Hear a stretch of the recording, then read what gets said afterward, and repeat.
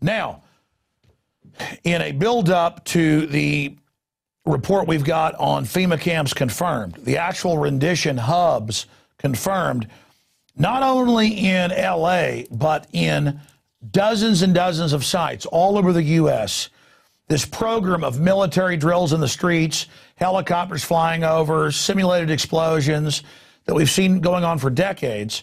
In the past, when you talked about this, they would say you were a kook. I mean, I could video this in Austin or San Antonio, and the news would say we're not going to cover it. And I'd have black helicopters firebombing buildings they'd covertly leased. Now when they do it, they admit, yes, the military is training to basically take on the American people, and it's a wonderful thing. So here's the article by Steve Watson. Military helicopters conduct covert exercises over U.S. bank buildings. This is all part of other drills going on to acclimate the public to being attacked by our own military that are happening here in the United States. Here it is. LAPD and elite military units conducted extraordinary counterterrorism training in the skies above downtown LA tonight. At one point, they made what appeared to be a drop-off at a park. Within seconds of landing, the helicopter was back in the air. It was a strange sight in the skies over Los Angeles. Military Special Forces flying a practice mission last night, and there are more exercises scheduled for today.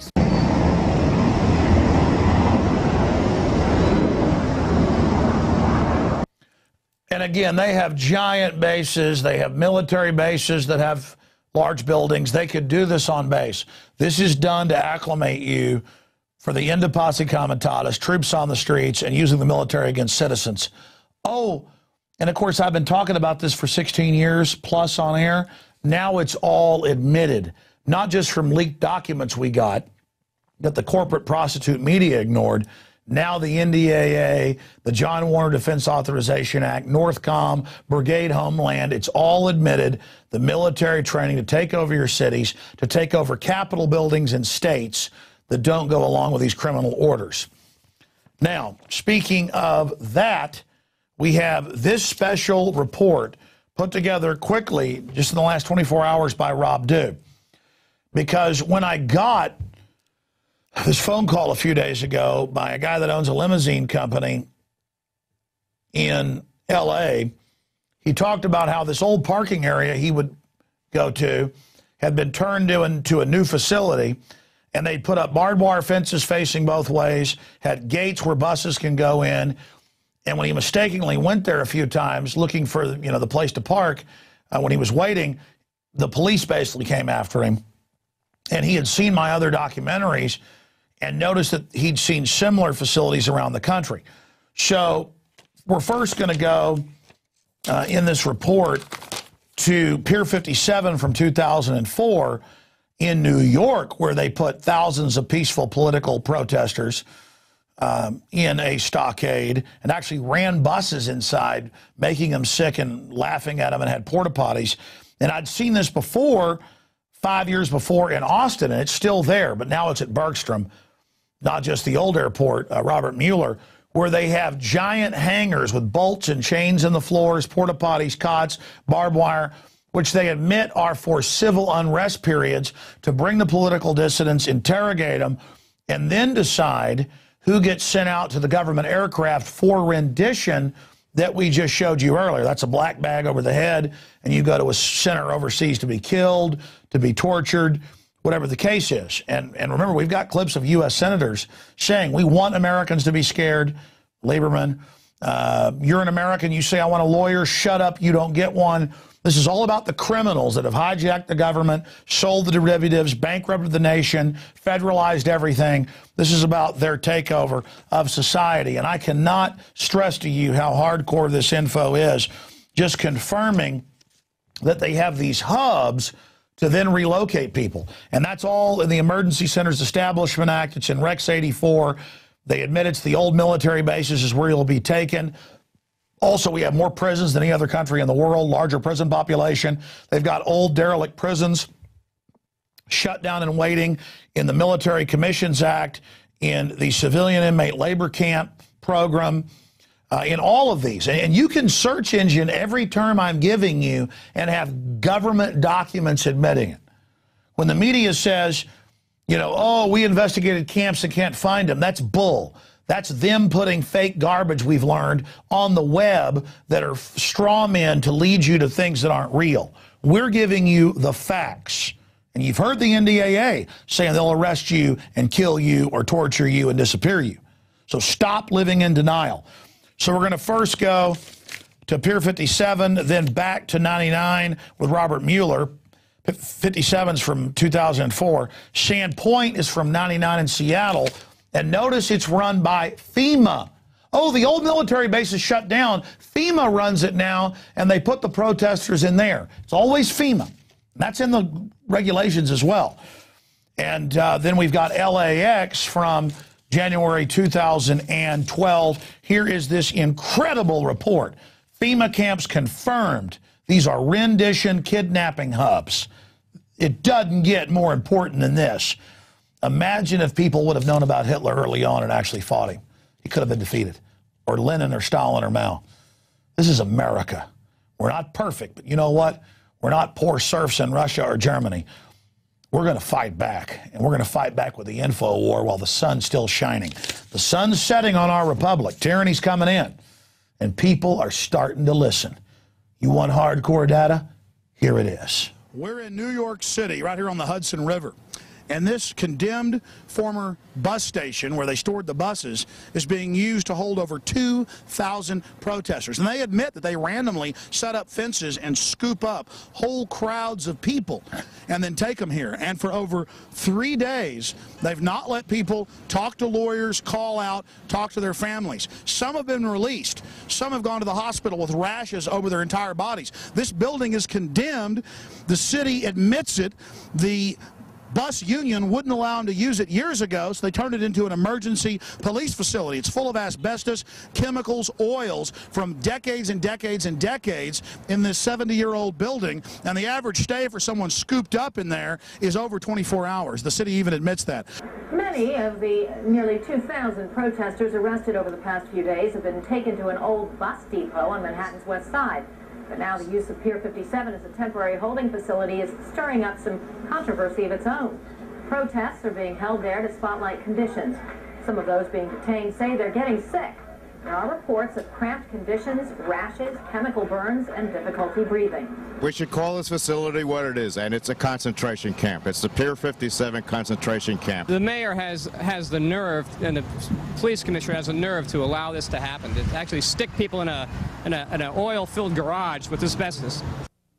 Across the nation, at airports and old military bases, they're installing hangars and structures to intern the American people under military control. They're also integrating local police. You've already seen some of the evidence. But even the town where I live, Austin, Texas, is not immune from these activities. We're told that there's a holding facility here on the old Robert Mueller Municipal Airport, a hangar to hold people. Have you been inside there? No, not since they fixed it up. I haven't. I was in before they fixed it up. How did they fix it up? Well, you probably don't recognize it, but it's an abandoned hangar at the old airport just off 51st Street.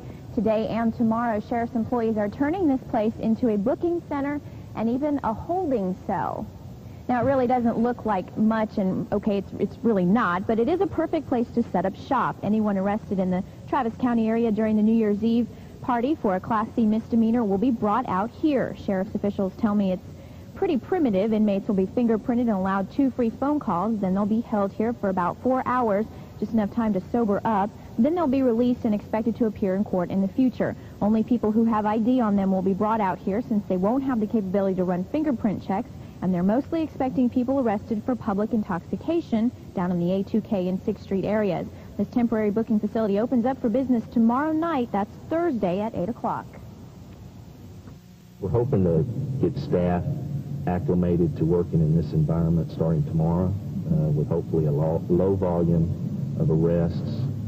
So hopefully by come Friday night, everyone will know how the flow is going to work in here and be used to it. The holding cell is surrounded by this chain link fence, and the fire marshal has told the sheriff's department that they can hold about 380 people in here, and the sheriff's deputies are ready for a busy night. Anyone who got in their way was arrested and shipped to a FEMA center, the Federal Emergency Management Agency. in direct violation of posse comitatus, had Delta Force on the ground from day one of the demonstrations and protest, continually integrating the local, state, county, and city police under federal command. This should be a giant red flag for any American concerned about their God-given rights and their freedom in this country. At least 250, perhaps more, and those that have been taken into custody from the streets of downtown Seattle protesting for a variety of reasons. The World Trade Ministers here on their visit. You see them here with their hands pretty much cuffed behind their backs with those plastic sort of strap handcuffed apparatus. They are being led into the Sandpoint Brig. Remember, we told you about this story, dancing all the way in some cases. We told you about this story a couple of weeks ago. A number of the neighbors in that area of Sandpoint Naval Air Station were shocked to hear that the old brig was being reopened just in case it was needed, and it has been. As we said, at least 250 arrests now, maybe more. And we've seen 400 people arrested. The facility at Sandpoint, we're told, is full. We're told they did not create another one at Boeing Field. But they continue to arrest people, and they continue to crack down hard on the protesters this afternoon. The worst thing is I finally saw something with my own eyes. It's one thing to talk about it and hear people talk about it on the radio, etc. I saw this with my own eyes at LAX, the Los Angeles airport. They've built a giant human holding pen. It's obvious. It's quite obvious what it's for. It's for processing people. This thing, they used to park all of our limousines and cars and buses at the eastern end of the north set of runways. There's two sets of runways at LAX. They used to park all of us at the eastern end of the north runway where the planes would land right over the top of us. They moved us all out of there this past summer, which I thought was strange. What I saw was when I pulled in there, and I was followed twice by the cops when I pulled in and I took pictures. This thing it's a holding pen. It could hold thousands of people. It's right next to the tarmac. There's no buildings, no nothing. It's like a 10 or 12-foot fence with a permanent concrete base around the base of it. And there's two sets of barbed wire on top facing in and out. So, there's fences like that all over around the airport area. They actually have one of those at Bergstrom and at the old airport. And I first reported it was a secret holding pen. But the news said I was a conspiracy theorist, but that it was to hold people during civil unrest. So I'm bad for being right and breaking the news. I don't get an award. I'm bad because I'm right, and it's kooky not to like it. What's going on at the old airport? This is where the party could end up, Walt, if A2K and Y2K partiers do get out of hand. These turnstiles, let me describe them, because you could say, well, it's part of an airport. No. These are those big tubular steel turnstiles. They go in, they don't come back out. There's no way to get back out. There's 4 sets of them, so there's like 16 turnstiles that go into this thing.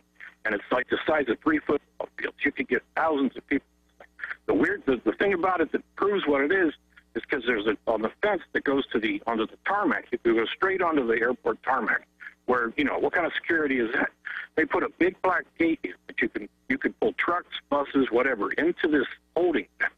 So it's built to move lots of people quickly into this pen and then move them onto the tarmac. Now, what is that for? Except to move people and put them on the aircraft? No, that's like the Oklahoma City Federal Processing Center. This is actually all in the Emergency Centers Establishment Act, and it's just these creepy crooks and all the stuff with our money they've built against us because they know they're a bunch of crooks.